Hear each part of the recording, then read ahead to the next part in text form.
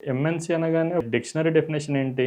Multinational company. A company which is operating in more than 1 country. ఇది dictionary పరంగా అందరూ చెప్పే డెఫినిషన్. బట్ యాక్చువల్‌గా అసలు ఏంటి? ఎంఎన్‌సి ఏంటి? అక్కడ ఎంప్లాయీస్ ఎలా ఉంటారు? మీరు వర్క్ చేసే కల్చర్ ఎలా ఉంటుంది? ఫర్ ఎగ్జాంపుల్ ఇండియాలో ఒక ఎంఎన్‌సి ఎస్టాబ్లిష్ అయిందనుకోండి. ఇండియన్ ఎంప్లాయీసే చాలా ఎక్కువగా ఉంటారు. బట్ మన దగ్గర ప్రాబ్లమ్ ఏంటంటే ఇండియాలో అందరికీ కామన్ కల్చర్ ఉండదు కదా! Every 150 kilometres we have a different life style, different culture. So, అదంతా ఈజీ గాదు. వీళ్ళందరూ కోఆర్డినేట్ అయ్యి వర్క్ చేయడం. ఎంఎన్‌సి అంటే మీకు ఎంప్లాయీస్ ఎలా ఉంటారు? తెలంగాణ నుంచి ఉంటారు, ఆంధ్ర నుంచి ఉంటారు, ఉత్తరప్రదేశ్ నుంచి ఉంటారు, వెస్ట్ బెంగాల్ నుంచి ఉంటారు, ముంబై లైక్ మహారాష్ట్ర నుంచి ఉంటారు, ఒరిస్సా నుంచి ఉంటారు. వాడి గురించి మీకు ఏమీ తెలీదు. వాడి ఫుడ్ హ్యాబిట్స్ వేరు, కల్చర్ వేరు. వాడికి ఆల్రెడీ మీకు ఎక్స్‌పీరియన్స్ ఎక్కువుంటుంది. మీ టీమ్‌లో అందరూ వాళ్ళే ఉండొచ్చు. మీరు ఒక్కలే లోకలైట్ అయ్యుండొచ్చు.